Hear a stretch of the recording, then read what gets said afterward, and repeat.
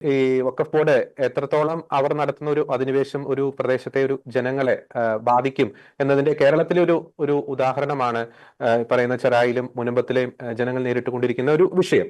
അവിടുത്തെ ഒരു നാട്ടുകാരൻ എന്ന നിലയിൽ ഈ ചെറായിൽ യഥാർത്ഥത്തിൽ സംഭവിച്ചുകൊണ്ടിരിക്കുന്നതിന്റെ ഒരു നേർചിത്രം അങ്ങൊന്ന് പങ്കുവെക്കാവോ ശ്രീ ജോസഫ് പേരി? ഞങ്ങൾ പറഞ്ഞതുപോലെ 150 വർഷങ്ങൾക്ക് മുമ്പേ തന്നെ ഇവിടെ തീരദേശത്ത് താമസിക്കുന്നവരാണ്. അതിനുശേഷം കൃത്യമായിട്ട് ഇവിടുത്തെ ജനങ്ങൾ മത്സ്യത്തൊഴിൽ മാത്രം ഉപജീവനമാർഗമാക്കി നല്ല രീതിയിൽ നടന്നു പോയിക്കൊണ്ടിരിക്കുന്ന അവസരത്തില് 1950കളിൽ, ഞങ്ങൾ ഇതൊന്നും അറിയുന്നില്ല, 50കളിലെ സിദ്ദിഖ് സേട്ടു ഈ ഭൂമി ഫറൂഖ് കോളേജിന് കൊടുത്തു എന്നാണ് പറയണത്. അതിനുശേഷം 51-ൽ ഫറൂഖ് കോളേജ് പട്ടയം പിടിക്കുന്നു. തുടർന്ന് 1953 മുതൽ ഇവിടത്തെയുള്ള ആളുകളെ പല ക്രിമിനൽ കേസുകളിലും പെടുത്തി അവർ ജയിൽ വാസം വരെ അനുഭവിച്ചിട്ടുണ്ട്. തുടർന്ന് 1962-ൽ 53/35/62 എന്ന് പറയുന്ന അഡീഷണൽ കോടതിയിൽ കേസ് നടത്തി. 53/67 സബ് കോടതിയിൽ കേസ് നടത്തി. AS 600/71 എന്ന രീതിയിൽ ഹൈക്കോടതി ഡിവിഷൻ ബെഞ്ചിലും കേസ് നടത്തി. പിന്നീട് അതിന് 75-ന് ശേഷം ഇത് ഫറൂഖ് കോളേജിന്റെ ഭൂമിയാണ് എന്ന്, അവർക്ക് ഗിഫ്റ്റ് കിട്ടിയ ഭൂമിയാണ് എന്ന് ഡിവിഷൻ ബെഞ്ചിന്റെ വിധിയുമുണ്ടായി. പിന്നീട് 12 വർഷം ഞങ്ങൾ മുനിസിപ്പൽ കോടതിയിലും കേസ് പറഞ്ഞു. കാരണം തീരദേശത്തുള്ള ആളുകൾ ഞങ്ങളുടെ അപ്പൂപ്പന്മാരായിട്ട് ഇവിടെ കടലിൽ തന്നെ ജീവനോപാധിയും കടൽ മാത്രമായിട്ടാണ് ജീവിച്ചുകൊണ്ടിരുന്നത്. ഇതിനൊരു മാറ്റം വരുത്താൻ ഞങ്ങൾക്ക് ആർക്കും സാധ്യമായിരുന്നില്ല. പക്ഷെ ഈ പറയുന്ന ഡോക്യുമെന്റ് വെച്ചാണ് അവരെല്ലാം നടത്തിയിരുന്നത്. അങ്ങനെ നിരന്തരമായി കേസുകൾ നടത്തി ഞങ്ങൾ സാമ്പത്തികമായി ഒരു കുടിൽ വെക്കും. ആ കുടിലിൽ കറണ്ട് ഇല്ല, അതേപോലെ തന്നെ ഞങ്ങൾക്ക് മറ്റേ റോഡുകളില്ല, ഒന്നുമില്ലാതെ ഇവിടെ വരുന്ന അന്നത്തെ ആളുകൾക്ക് അറിയാൻ പറ്റും, വളരെ എല്ലാം ഓലമേഞ്ഞ കുടിലുകളായിരുന്നു. കേസ് നടത്തുക എന്ന് മാത്രമായിരുന്നു ഞങ്ങളെല്ലാവരും ചെയ്തുകൊണ്ടിരുന്നത്. അതിനുശേഷം 87-ല് അവര് പറഞ്ഞ തുക കൊടുത്ത് ഇവിടുത്തെ താമസക്കാർക്ക് അവർക്ക് പണമായി ആവശ്യമായി വന്നതിന്റെ പേരിൽ അവര് പറഞ്ഞ തുക കൊടുത്ത് അവരവിടെ TTC കോളേജ് പണിതു, അവിടെ ബിൽഡിംഗ് ഉണ്ടാക്കി, സ്ഥലം വാങ്ങിച്ചു. ഞങ്ങള് സന്തോഷമായി. ഞങ്ങൾക്ക് അന്നേരം പൈസ ഇല്ലായിരുന്നു. ഈ പൈസ എല്ലാം ഉണ്ടാക്കാനായിട്ട് പെട്ട പങ്കപ്പാട്, അതായത് കഴുത്തില സാരിമാലയും അതേപോലെ തന്നെ കാതില കമ്മലുമെല്ലാം പണയം വെച്ച് കക്കവാരി ചീനവല വലിച്ച് മണൽ വാരിയൊക്കെ വളരെ ബുദ്ധിമുട്ടിയാണ്. സ്വന്തക്കാരിൽ നിന്നൊക്കെ മേടിച്ചാണ് അന്ന് അവര് പറഞ്ഞ പൈസ കൊടുത്ത് ഞങ്ങൾ മേടിക്കുന്നത്. പിന്നീട് ഞങ്ങളെല്ലാം സ്വസ്ഥമായി കഴിയുന്ന സമയത്ത് ഒന്നും അറിയാതെ 2022 ജനുവരി മാസം 13-ാം തീയതി ഞങ്ങൾ വില്ലേജിൽ പോണ സമയത്ത് അവിടെ കരമടക്കണില്ല, ഇത് ഫറൂഖ് കോളേജിന്റെ ഭൂമിയല്ല നിങ്ങൾക്ക് തന്നിരിക്കുന്നത്, ഇത് വഖഫ് ബോർഡിന്റെ ഭൂമിയാണ്, ഇപ്പൊ ഫറൂഖ് കോളേജും നിങ്ങളും ഇതിനകത്ത് പ്രതികളാണെന്നാണ് പറയണത്. ഒരേ സമയത്ത് ഞങ്ങളുടെ ഭൂമിയായിരുന്നു, അത് ഫറൂഖ് കോളേജിന് വില കൊടുത്തു. പിന്നീട് ഇവിടെ വീടുകളൊക്കെ വെച്ച് ഞങ്ങളെല്ലാം വായ്പയ്ക്ക് നിൽക്കുന്ന സമയത്ത് വീണ്ടും പറയുന്നു, ഞങ്ങളെ സംബന്ധിച്ചിടത്തോളം ഫറൂഖ് കോളേജും വഖഫ് ബോർഡും ഒരു നാണയത്തിന്റെ രണ്ട് വശങ്ങളാണ്. കാലാകാലങ്ങളിലായിട്ട് ഞങ്ങളെ എന്നും അടിച്ചമർത്തപ്പെട്ട ഒരു ജനതയായി മാത്രമാണ് ഇവിടെ നിലകൊള്ളുന്നത്.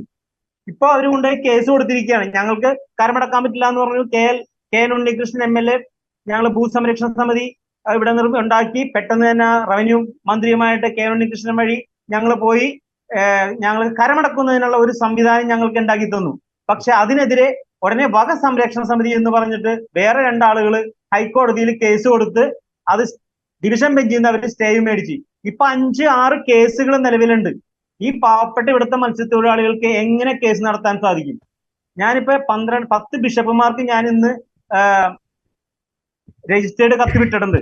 കാരണം ഞങ്ങൾ KCBC ഇതിന് വളരെ ശക്തമായി ഇടപെട്ട് ഞങ്ങൾക്ക് ശാശ്വതമായി, അതായത് ഇന്ത്യ മുന്നണിയുമായി, ഇവിടെ ഇപ്പൊ കേരളത്തിലെ 20 MP-മാരും ഇന്ത്യ മുന്നണിയിൽപ്പെട്ടതാണ്. അവര് തന്നെയാണ് ഈ നിയമം വഖഫ് ആക്ട് ഒരു കാരണവശാലും നടപ്പിലാക്കാൻ പറ്റൂല എന്ന് പറയണത്. പക്ഷെ ഈ വഖഫ് ആക്ടിലെ 40 പറയുന്നത് ഒരു ചോദ്യമില്ലാതെ ഏത് ഭൂമിയാണെങ്കിലും അവർക്ക് എഴുതിയെടുക്കാമെന്നുള്ളതാണ്. അത് നിർബന്ധമായും മാറ്റണം. അപ്പൊ ഇന്ത്യ മുന്നണിയുമായി ചേർന്ന് അവര് ഇവിടുത്തെ വഖഫ് ബോർഡുകളൊക്കെ ഒന്നിച്ച് ഞങ്ങൾക്ക് ഈ 114 ഏക്കർ മാത്രം, 114 ഏക്കറും 60 ഏക്കർ വെള്ളവും അത് ഞങ്ങൾക്ക് നേടി എടുത്തു തരണം. ഞങ്ങൾക്കല്ലാതെ വേറൊരു മാർഗമില്ല. ഞങ്ങൾ ഇവരുമായിട്ട്, അതായത് ലക്ഷത്തിൽ പരം കോടി ആസ്തിയുള്ള വഖഫ് ബോർഡുമായിട്ട് ഞങ്ങൾ എങ്ങനെ കേസ് നടത്തും? ഞങ്ങൾക്കിവിടെ കുഞ്ഞുമക്കൾക്ക് പഠിക്കാൻ പറ്റുന്നില്ല, ഞങ്ങൾ വിവാഹങ്ങൾ നടത്താൻ പറ്റുന്നില്ല, വായ്പകൾക്ക് അടക്കാനും പറ്റണില്ല. അത് അടച്ചതാണെന്നുണ്ടെങ്കിൽ ബാങ്കുകാർ വന്ന് ഞങ്ങളെ ശല്യം ചെയ്യാണ്. ഈ അവസ്ഥയിൽ ഞങ്ങൾ എന്ത് ചെയ്യും? ഞങ്ങൾ കത്തോലിക്ക സഭയോടല്ലാതെ ഞങ്ങൾ ആരോട് പറയാനുണ്ട്? ഞങ്ങൾക്ക് അതുകൊണ്ട് ഈ കേസുകൾ നടത്തി ഞങ്ങളെ ജീവൻ മരണ പോരാട്ടത്തിലേക്ക് ഞങ്ങൾ അഴിച്ചുവിടാതെ ഞങ്ങൾക്ക് ശാശ്വതമായ ഒരു പരിഹാരം KCBC വഴി ഞങ്ങൾക്ക് നേടിത്തരണമെന്ന് മാത്രമാണ് എനിക്ക് ഇവിടെ പറയുവാനായിട്ടുള്ളത്. ഓക്കെ, ഒരു കാര്യം കൂടി ശ്രീ ജോസഫ്, അവിടുത്തെ പാവപ്പെട്ട ജനങ്ങൾ എല്ലുമുറി പണിയെടുത്ത് ഒരു സ്വർഗമാക്കി മാറ്റിയ ഒരു ഭൂപ്രദേശം ഒരു സുപ്രഭാതത്തിൽ വഖഫ് പോലുള്ള അധിനിവേശ ശക്തികൾ അധിനിവേശം നടത്തുന്നു. അപ്പോൾ അത്തരത്തിലൊരു നാട്ടിലെ ജനങ്ങൾ, ക്രൈസ്തവർ മാത്രമല്ല എല്ലാ വിഭാഗം ജനങ്ങളെ ബാധിക്കുന്ന ഈ ഒരു പ്രശ്നം ഉണ്ടായപ്പോൾ അവിടുത്തെ ഒരു ജനപ്രതിനിധികളുടെ ഒരു മനോഭാവം എങ്ങനെയായിരുന്നു അങ്ങയുടെ ഒരു അനുഭവത്തിന്റെ വെളിച്ചത്തിൽ, ശ്രീ ജോസഫ്? ഞങ്ങളുടെ MLA ഞങ്ങളുടെ കൂടെ, അതായത് തുടക്കം മുതലേ തന്നെ ഈ സംഭവം ഞങ്ങളാണ് അദ്ദേഹത്തിനോട് ചെന്ന് പറയുന്നത്. അദ്ദേഹം വളരെ ശക്തമായ രീതിയിൽ ഞങ്ങളോടൊപ്പം ഉണ്ടായിരുന്നു. ഞങ്ങളാണ് ആ സമയത്തെല്ലാം അവിടെയെല്ലാം പോകുന്നത്. ഓക്കെ, തുടർന്നോളൂ.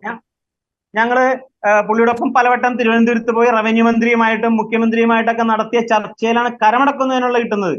പക്ഷേ ഇവിടെ വഖഫ് എന്ന് പറയുന്നത് 1995-ലും 2013-ലും എഴുതി വെച്ചിരിക്കുന്ന ഈ വഖഫ് ആക്ട് പ്രകാരമാണ് വഖഫ് ബോർഡ് എഴുതിയെടുത്തതെന്നാണ് പറയണത്. അപ്പൊ ഈ നിയമത്തിലാണ് ചേഞ്ച് വരുത്തേണ്ടത്.